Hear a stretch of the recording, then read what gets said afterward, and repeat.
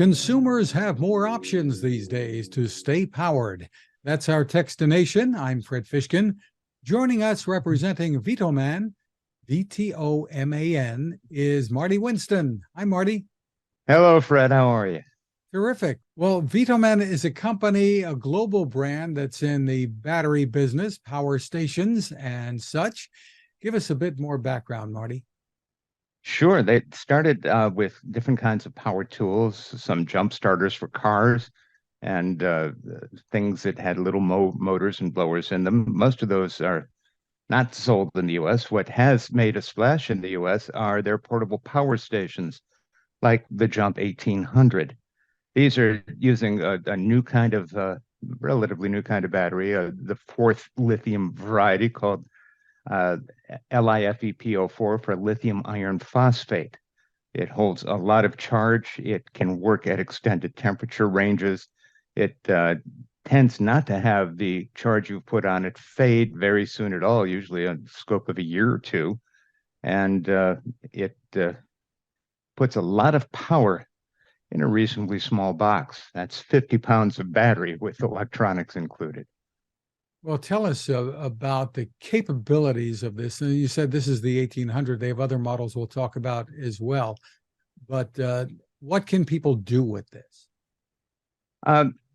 I like to characterize it as covering two classes of activities. One is when you're off the grid and you need AC power, 12-volt DC car-style power, or charging for USB connected devices, or when the grid is off and you need a backup. I have something similar to this Jump 1800 on the sump pumps in the basement. So in the event of a power failure and the rains that often come with it, the sump pump will still, and I've tried this, it works, still send the water out of the house. A refrigerator, we have a Frigidaire. It's a 300-watt fridge, but refrigerators don't run continuously. They run when they need to be cooled down after a while. So the calculation using Department of Energy data says this is good for 6 to 7 days of running a 300-watt Frigidaire refrigerator. Kind of nice, because if you allowed the food in there to go bad, the first $1,000 is deductible on the insurance. Terrific. Those are great examples. And charging this, you have a number of options as well, right? Tell me about it. Indeed, AC, plug it in the wall is a good way to do it. I will tell you, the brick, it's a laptop style brick that goes into it, gets warm. You know, it's doing its job. You can plug in solar panels. You can plug in all kinds of DC sources from 10 to 30 volts, and it also lets you charge it from a vehicle. Of those three, solar is the slowest, vehicles the middle, and by far the fastest is an AC recharge. On that subject, if you are likely to be away from power for a long time, again, either because of an outage or because you're off grid, and you have an older gasoline generator, powering on one of these, a Jump 1800, until it's exhausted makes a lot of sense, because you can then go outdoors where the carbon monoxide from the gas generator doesn't matter, recharge it, and still keep running for an extended period of time. Interesting. Now, this model sells for about how much, Marty? About $1,400 or $1,500. Prices have been changing. There was recently a flash sale for, I believe, $900. So keep an eye out. Sometimes there are bargains. And this is actually expandable as well, right? Yes, there's a companion box that looks a great deal like this, but it's mostly a container for a duplicate set of batteries. So instead of being limited to the capacity, the watt hours that's in a cell unit, you can double that by plugging in the companion box. What is coming up very soon is the Flash Speed 1500, which is, it looks a lot like this, except that it's got a place in the top where you can stow the 1 or 2 cords it's going to need, and handles are on the side. The Flash 1500's hallmark, instead of being 1800 watts, it's 1500 watts, and either of them offers double that at peak for things like motor starting and that kind of task. But the 1500 is 1500 watts, and its hallmark is that it can recharge to full in 1 hour if you're charging on AC. That's a lot less downtime and a lot more uptime than is usual in the category. And there's so many different power stations out there, batteries that people can buy. What advantages does the company feel it has over the competition? Value in terms of deliverable wattage and capacity per dollar.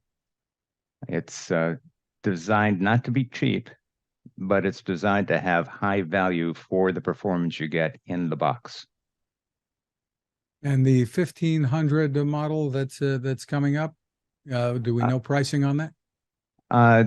It's right now forecast to be about $100 more than this. But again, keep an eye on Amazon and VTOMAN, VTOMAN.com to see what the price is at the moment. I can say I've run into some fake sellers on eBay. So my recommendation is stay between Amazon and VTOMAN.com. Good advice. Again, it's VTOMAN.com. And they, as you mentioned earlier, they've had quite a product range over the years too now. Yes, and it's settling down to be the fewer choices. You learn from the market. You know, people want these in specific ranges. They want them in specific price points. And those are the two initiators of engineering design to make them happen at those price points in those power ranges. Let me also say, a lot of people think of these as taking over the whole house. This is 1800 watts. The whole house generator tends to be 23,000 watts. I wouldn't try that. Also, some of the things in homes that are on water wells, like the water pump, or in any home, the HVAC system, are going to draw a lot more current than these things can. If you're expecting longer, more frequent outages, or if you're places where electricity doesn't reach and you have gas available, this isn't something you would substitute for gas generator, but a gas generator is much more expensive. By the time you're considering buying 6 or 8 of these, a gas generator might be a good investment. I also want to say there are places that have generators, like hotels, and hotels have their wiring done such that guests hardly ever know there is an outage, except for the valet station. And one of these things at the valet station offers 2 functions. The technology there that lets the valet know which car to fetch and have all that happen does require power. This can keep it running for a very long time. But also, this particular unit can jumpstart 2 to 9 American cars, depending on the demand of the engine, its battery, and how long that particular car takes to crank, to turn over and start. For something that is only really considered for use during outages, the much greater frequency of having cars that need jumping suggests that it may be a good value to keep there in the meantime as well. And maybe to open a garage or whatever if the power goes out, that kind of thing too. Indeed. At home, the lighting, the internet, keep that going for weeks if you have a typical system. This does have a light on the back. It's 50 pounds, so I'm not going to reach over with one arm and turn it around, but it has 5 modes, which are kind of bright, medium, dim, strobing, and SOS. Now, I would caution you that you can send an SOS signal, and if you don't have people who already know Morse code, they may not recognize it, but at least it's there. And with SOS patterns, of course, the lighting lasts longer on any particular charge level. The front panel, which I suppose I could turn on here, gives the status of the charge, lets you know which, if any, of the outputs you're using, tells you how long before it's charged, how long it's before it's discharged, and it's pretty useful. Although I have to say, you get to 99%, and that last 1% seems to take most of a couple of hours. I'm not sure if that's the battery deciding I'm going to take it slow right now, or if it's something else happening. But I've had this charged from a variety of sources. I've tried solar on it. I've had it on a bench in the garage. I've done all of that stuff. Oh, speaking of garages, speaking of power outages, these batteries, unlike the lithium cells that you find heat, the lithium ion cells that you find heat destroying, uh, are good to, I believe it's 260 degrees Fahrenheit. And if you're carrying this around in that heat, the battery going is the least of your worries. I would say so. It's also good, I believe, to 40 below zero. Yeah. In terms of wetness, I would not put it in a pond. It's not absolutely leak proof. If you're going to use it outdoors, put something over it.